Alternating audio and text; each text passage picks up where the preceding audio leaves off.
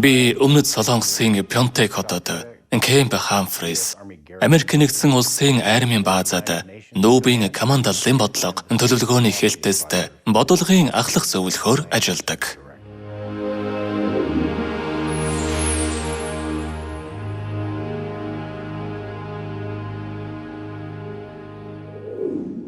Би багасаа л сүмд явж өссөн. Би үргэлж бурханд итгэдэг байсан. Мөн байнга Библи уншдаг байлаа. Гэсэн ч надад тохиолдсон нэг үйл явдлаас болоод итгэлээ алдсан. Гэхдээ би бурханд итгэх итгэлээ алдсан юм биш. Шашны байгууллагад итгэх болсон. Би сүмд явхаа болсон ч Библийг бол өдөр бүр уншсаар л байсан. Гэхдээ ямар утгатайг нь ойлгодоггүй байсан л та. Ямар бурхан гэдгийг нь мэдэхгүй ч гэлээ өдөр бүр бурханд залбирдаг байсан юм. Надад маш олон асуулт гарч ирж тэр болгоныг би бичиж тэмдэглэдэг байлаа. Тэгж байтал нэг өдөр бурхны сүмийн хүмүүс манад ирэв. Тэд хаалга тогшоод бид бурхны талаараа тунхаглаж байна гэхээр нь би гэртээ оруулсан. Тэгээд тэд орж ирэнгүүтээ эхний хичээлээ зааж өглөө. Тэр үед тэд танд асуух зүйл байна уу гэж асуув. Тэгэхээр нь би тийм ээ маш их байгаа гэж хариулаад өмнө нь бичсэн асуултуудаас асуулаа. Мэдмээр юм дэндүү их байсан болохоор бүгдийг нэг өдрийн дотор сурч чадаагүй. Гэхдээ хамгийн гайхалтай нь миний бүх асуултанд Библиэр хариулт өгч байсан. Библийн ишлэлийг ижил үгээр нь харуулж байлаа. Надад ямар нэг өөрчлөлт гарсныг тэр үед би мэдээгүй ч одоо бол тайлбарлаж чадна. Үннээр дамжуулан миний сүнслэг нүд чих нээгдсэн байна лээ. Энэ бол миний хувьд гайхалтай мөч байсан. Тэгэхэд л би бурхан үнэхээр байдаг гэдгийг ойлгосон. Анх удаа л би үүнийг баттай ухаарсан да.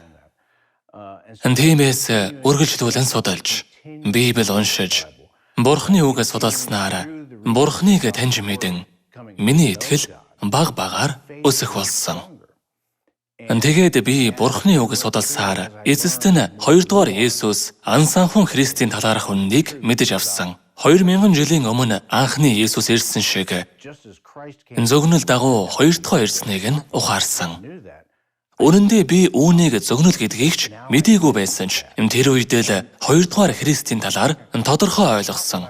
Өмнө нь миний мэддэг байсан зүйл биш, харин биднийг аврахаар 2 дахь ирсэн Христийг олж мэдсэн юм. Эцэг Библийн бүх зөгнөлийг биелүүлсэн. Дорн зүг, дэлхийн хязгаарын оронд ирэх зөгнөлийгч биелүүлсэн. Энэ жир модны зөгнөлийг төдийгүй Давид хааны зөгнөл дагуу Израиль тусгаар тогтнох үед ирэх зөгнөлийгч биелүүлсэн. Эцэг маань бурхны сүмийн бүх хүннийг сэргээж, бүх баярыг зааж өгсөн шүү дээ. Эдгээр зөгнөл байсан болохоор л би үннийг амархан хүлээн авч чадсан.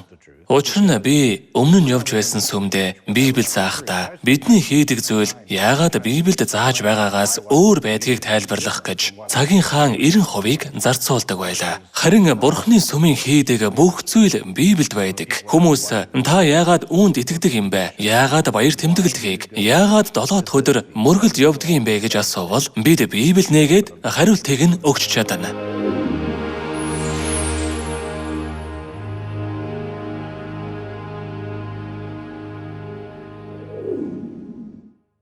Ан санхун Христ бол зөгнөл дагуу энэ дэлхийд махан биеэр ирсэн бурхан гэдгийг ухаарснаар бүх асуултынхаа хариултыг олж авсан да.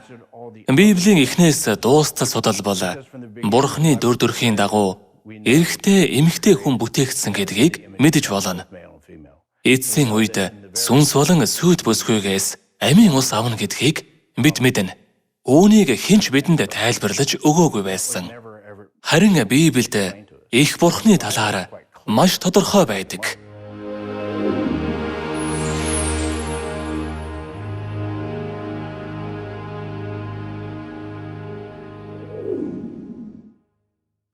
Өөрчлөгдсөн зарим зүйл бий.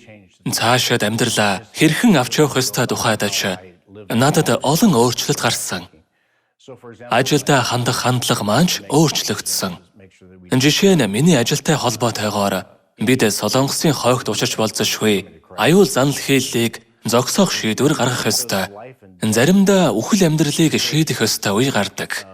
Энэ талаар цэргийн офицеруудтай ярилцахад тэд надаас яаж ийм тайван байдаг юм бэ гэж асуух нь бий. Энэ нь миний Бурханаас, Бурханы үгээрээ сурсан зүйлтэй холбоотой. Дэлхийн ихэнх хүмүүс үхэхээс айж байгааг та бүхэн харж байна шүү дээ.